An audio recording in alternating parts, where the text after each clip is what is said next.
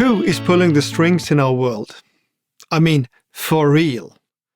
If we take all possibilities into account, if you consider all historical events, what we get from history, all philosophy, everything we know, whether it's politically recognized or mainstream media compatible or not, who is pulling the strings?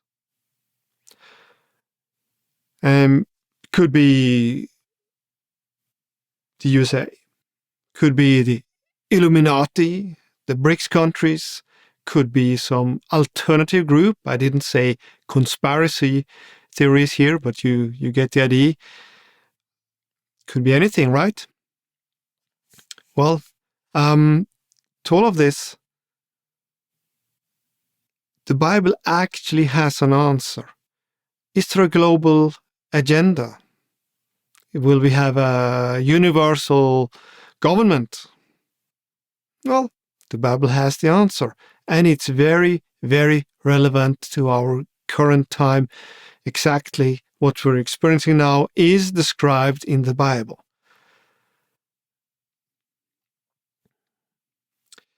We're in the middle of a series here, and I will give you a short summary of what we looked at. We started out with saying we are dealing with innovation here. We don't deal with old stuff. We actually use old stuff, but we make new combinations and bring something innovative, something new to you. We looked at the Bible, which actually describes that God is not almighty as you think. We saw that the names translated in many translations with almighty is actually either not translatable, or we would maybe better write all strong instead of all powerful or almighty. We also looked at this almighty thoughts that it would lead you to somewhere down the road thinking God is responsible for everything, to blame for everything, and you will have a philosophical problem with how can God be good and almighty and there is so much suffering in the world. Doesn't kind of it's not kind of logical, is it? Yeah. So with this as a background, let's start. What's the world order today in our world? Well, the Bible describes that in the beginning everything was good. Really good. Also the world order.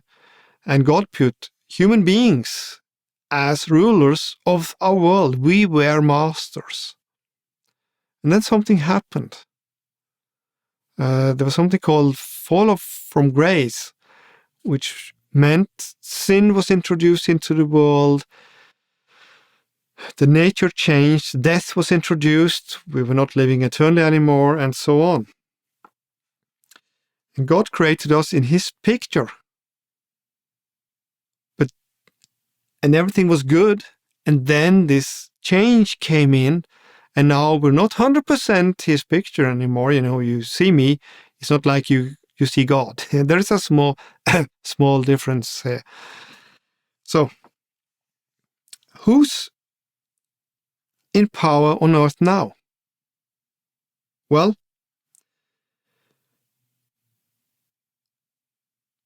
the original order God introduced into the world, putting us, mankind or people, in charge of the world by delegating it to us, is in God's eyes still valid. Keep that in your mind. You can see this in the beginning of the Bible, how God created everything and gave the earth to us. So His order actually was never changed in God's eyes or in God's perspective. We changed something here on earth. So who's in power now? Let's read 2 Corinthians 4:4. The God of this age has blinded the minds of unbelievers. And by God of this age, that is not God. I read from 1 John 5:19. The whole world is under the control of the evil one. I'll read from Luke 4, 5-6. The devil led him, that's Jesus, up to a high place and showed him in an instant all the kingdoms of the world. And he said to him, I will give you all their authority and splendor. It has been given to me, and I can give it to anyone I want. So if you thought God is almighty and in charge here, well, the Bible describes his completely opposite. The God of this age is the devil, and the whole world is under the control of the evil one.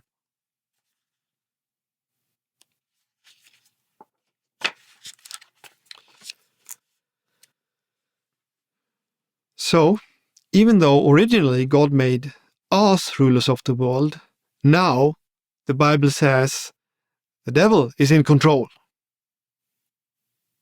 The question, who's in control? Well, actually the devil, God says. Well, of course, human beings have something to say and something to do with it. You thought maybe Jesus is a king. He's king. And you've been singing, he's got the whole world in his hand. Excuse my voice. But no, that's not what the Bible says. Jesus is a king, but it's not on a kingdom in this world. And he will be, but later. So, what happened and how did it come? Well, you can read in Romans 6:16. Don't you know that when you offer yourself to someone as obedient slaves, you are slaves of the one you obey, whether you are slave to sin, which leads to death, or to obedience, which leads to righteousness. So that's actually what happened when we had this fall from grace back in the garden, beginning of the Bible. People offered themselves to obey the devil. They did what he told them to do, followed their temptations, and became slaves. So that's our current state, for non-Christians at least. Okay, so did God let this happen? No. Let's look at Genesis chapter 2, verse 16-17. And the Lord commanded the man, you are free to eat from any tree in the garden, but you must not eat from the tree of the knowledge of good and evil. For when you eat from it, you will certainly die. Well, if this is God allowing Adam and Eve to eat from the tree, how can that be? Do we have a different language, you and I? Because in my Bible, I just read, he commanded, you must not eat. That's to forbid something. And then he warns them and says, when you eat, you will certainly die. And we see here the consequences, even death. So he commands them, do not eat, warns them, if you eat, you will die. That is not the same as allowing somebody something. That's completely the opposite. You must be a theologian to believe that is an allowance. Yeah. Did God know it would happen? No. Let's read from Genesis chapter 3, 9-11. But the Lord God called to the man, where are you? He answered, that's Adam, I heard you in the garden, and I was afraid because I was naked, so I hid. And he, that's God, said, who told you that you were naked? Have you eaten from the tree that I commanded you not to eat from? If I count correctly here, I think I can do it. I studied math at university. God asks 3 questions. Where are you? Who told you that you were naked? Have you eaten?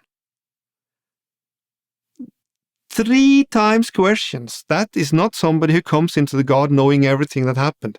And certainly not the kind of mastermind planning everything or deciding everything that happens before it happens. That's not the case. This is God coming to the garden, asking, what happened here? Come on, guys, where are you? That's exactly what happened here.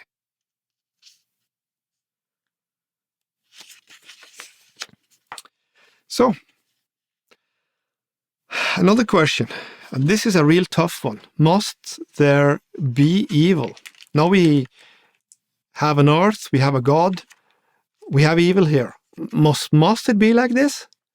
It's pretty relevant questions, isn't it? I mean, if we have God, can't we just tidy up here and now and get rid of evil? If we can't do that, for what do we have God then? Well, Matthew chapter 13, 24-30 explains this. Jesus told them another parable. The kingdom of heaven is like a man who sowed good seed in his field. But while everyone was sleeping, the enemy came and sowed weeds among the wheat and went away. When the wheat sprouted and formed heads, then the weeds also appeared. The owner's servants came to him and said, Sir, didn't you sow good seed in your field? Where then did the weeds come from? An enemy did this, he replied. The servants asked him, Do you want us to go and pull them up? No, he answered, because while you're pulling the weeds, you may uproot the wheat with them. Let both grow until the harvest. At that time I will tell the harvesters, First collect the weeds and tie them in bundles to be burned, then gather the wheat and bring it into my barn. This is where Jesus, this is not just anybody. This is not you and me. This is not a theologian. This is not some of your church leaders who are experts. This is Jesus Christ talking. And he's talking about the kingdom of heaven, or actually how this world came to be like it is now. It is God's own version of the story back in Garden of Eden, how evil came into the world. This is God's interpretation of the Bible. So this is way above everybody else. It's another level, God level, divine level. When we read this history here, this parable, you will see that the farmer, the owner, landowner, the boss, was actually a victim. Not victimized like, oh, poor guy, and so, not saying it was in a bad way, but he didn't plan this. He didn't want this. He didn't know this in advance. Because if he did, he would certainly have put his servants up as guards to prevent it from happening. This came out of the blue, was a surprise to everybody.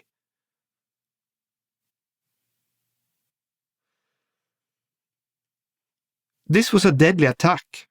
Now you think your food comes from the supermarket, but back then their food came from their fields directly. If their fields were attacked, they were attacked. Their lives were in danger. There is a fair chance they didn't have food for the winter, and there's a fair chance they would hunger and maybe poor or young or old or sick people would die because of lack of food, sickness, and whatever now. There was no security system back in that age. I hope they had good friends, you know. So, when we apply Jesus' interpretation to the story in the Old Testament where sin and evil came into the world, that was nothing God can be blamed for. The landowner, the farmer here, had nothing to do with it. They were all sleeping when it happened, so they weren't kind of somehow expecting anything.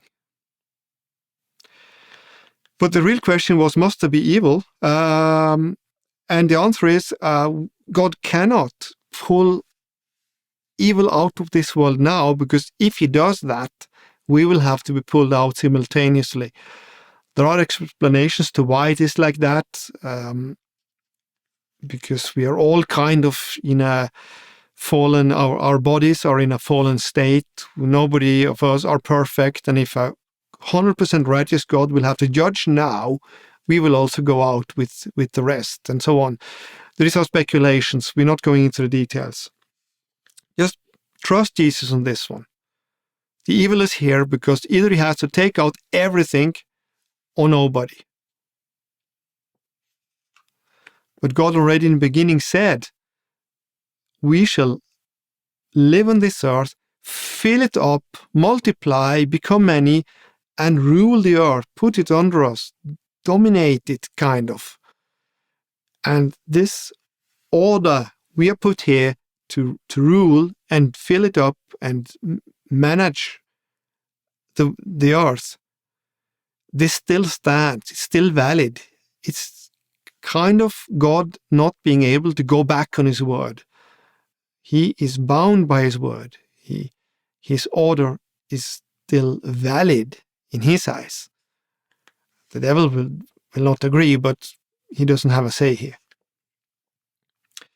Yeah. So when we look back at this old story in the garden, what happened? I think we all know it. There was this Garden of Eden, call it. Everything was good, but there was one tree they were not allowed to eat from. And it was called the tree of knowledge. Some people say, theologians of course, God wanted the tree to be there. So that's why he's responsible for everything evil happening here, because if he hadn't been so stupid to put the tree there, we wouldn't have done the sin, right? Yeah, come on. Like, there is something to it. If you are a kindergarten teacher, you don't give your children to play with a hand grenade like, hi kids, here's a hand grenade. Please don't pull the pin, because then you will die.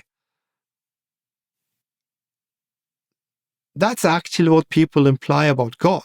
What he did here, he, with his full will, put the tree in the garden, risking thousands of years of suffering on earth and lots of people going lost. That's not the image of God you see in Jesus' parable of what happened in the garden. Jesus had a completely different explanation where the farmer had nothing to do with the tree, with the evil, not planning anything, not somehow by his will keeping any options for evil open. Not at all. He was the victim, the one who suffered from this, together with his servants. So, you see that the one planting the good seed cannot be, at the same time, the one planting the weed to come in. That would be actually sick. So that's not a correct interpretation of this old story. Sorry, theologians, but you missed it. Read more closely, you will see. So we can forget this. There must be another explanation.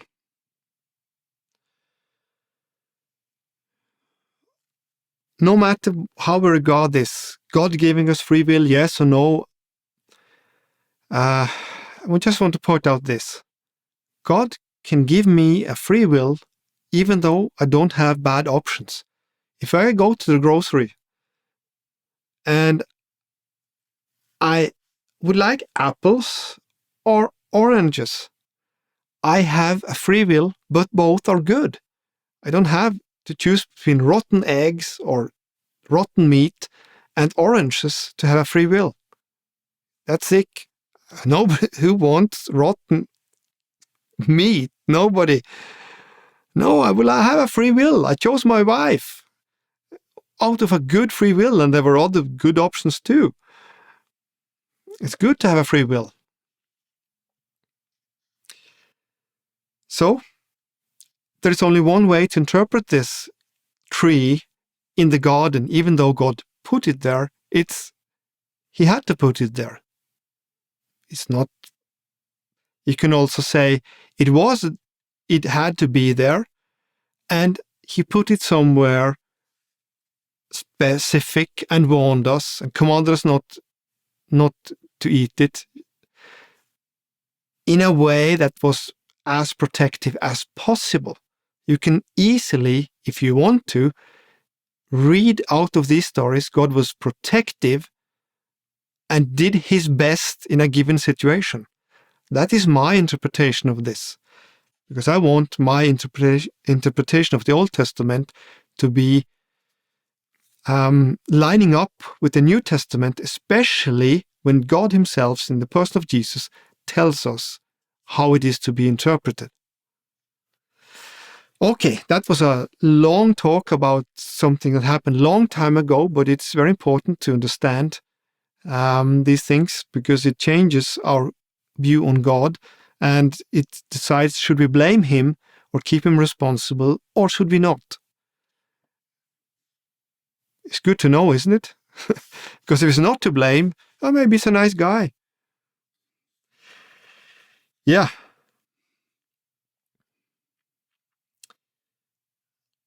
Let's look at something that people think about God that is actually not true. They often give him the attribute, he makes plans, he decides everything that happens. That's not changeable. It's our contribution is kind of never changing anything.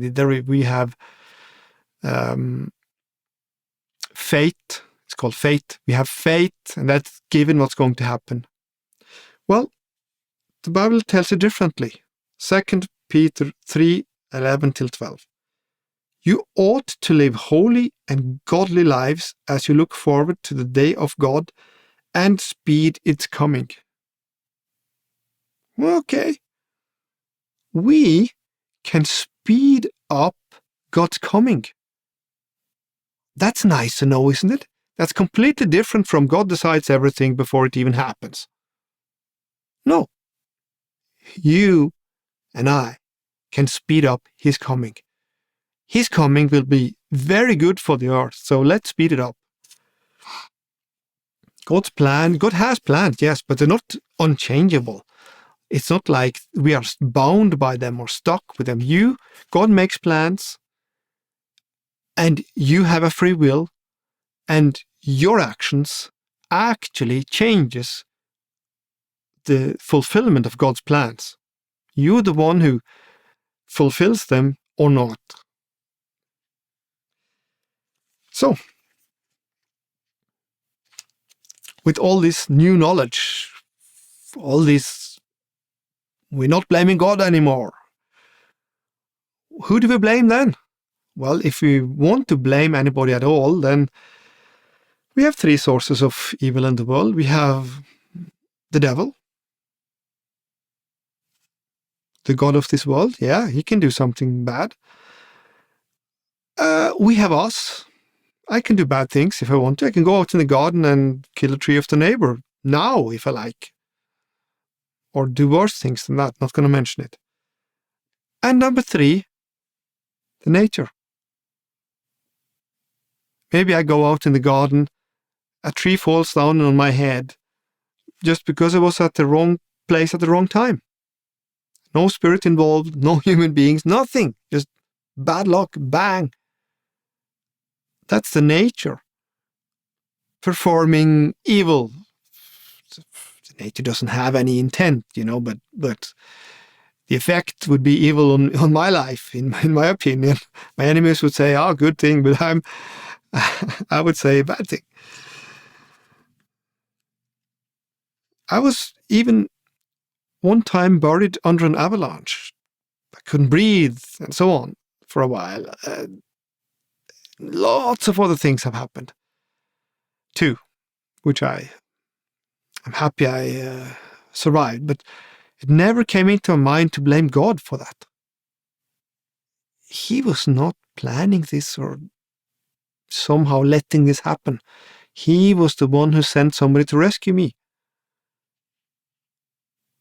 And this way of looking upon God makes it very easy for me to be his friend, to be a believer. Makes the whole life easy. I don't have God as my enemy. He is the one helping me out of evil.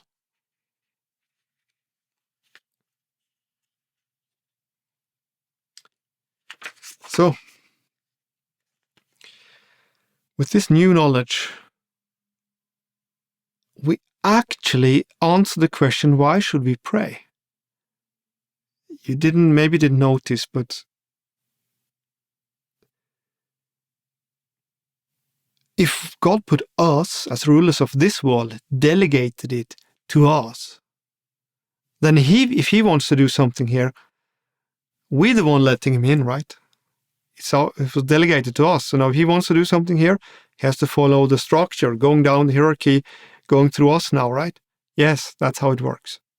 Hierarchical, actually. Old school. Like in the military. So now, if you want God to do something here, you do what Jesus told you to do. Matthew 6, 9 till 10. Then this is how you should pray. Our Father in heaven, hallowed be your name, your kingdom come, your will be done on earth as it is in heaven. And we can also read Matthew 7, 7 till 8. Ask and it will be given to you. Seek and you will find. Knock and the door will be opened to you. For everyone who asks receives, the one who seeks finds, and to the one who knocks the door will be opened. No ask, seek, knock. No given, no find, no door opened, right? These are the principles that work now for us. Because this world was given to us. That's the order that God works according to. And if we want something to happen here, we ask God for it, and he comes in. We open the door that way. He comes in, he does things, and we get things. It's not like God Almighty is going to give you a wife, a car, good job, and whatever you need, and you never asked for anything, never did anything for it, and. If you put yourself on the sofa, doing absolutely nothing, expecting God to build you a new company, it's not gonna happen. If you want to win the next Spartan race, and you pray God to win, pray to God to win the race, but you do nothing for it, no. You will have to register, train, go there, compete, cooperate with him, do the things needed. You are necessary. Your actions are needed. If you need something from God, ask for it. So, God is not sovereign. God is dependent on us. He wants things done here. And if his will and his plan is going to be fulfilled, he needs us. So, cooperate with him. Don't blame him. Okay, so now we ended up with a new view on the world. Who is in charge here? Who is to blame?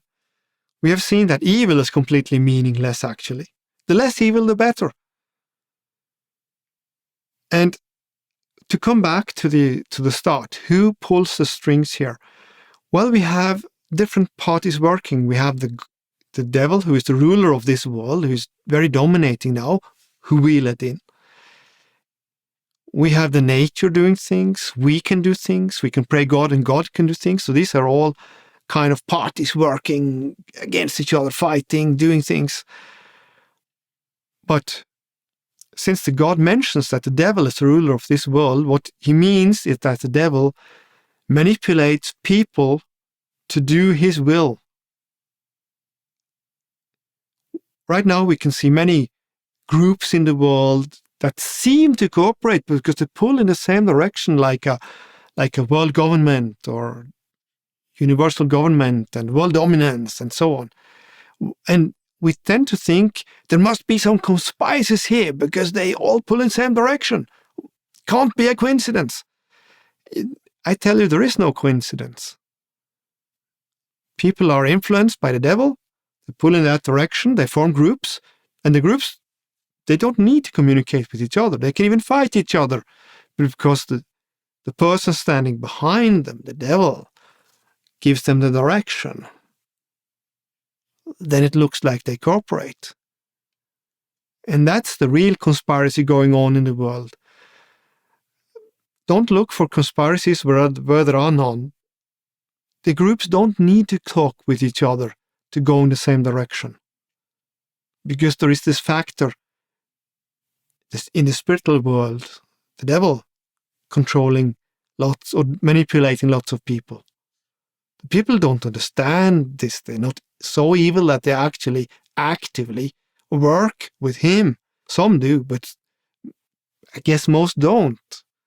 It's just that they're influenced by lies, ideas, thoughts, and they reject the Bible, and they go in a direction where they don't actually see the effect of what they're doing. So have some grace and some understanding for these people in working these groups. Maybe they mean it good, but the effect will be bad.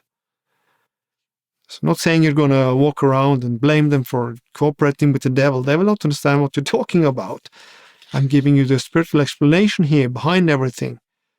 And I hope it could help you to ease down a little bit with the conspiracy theories and pray and preach instead of walking around being afraid of everything happening.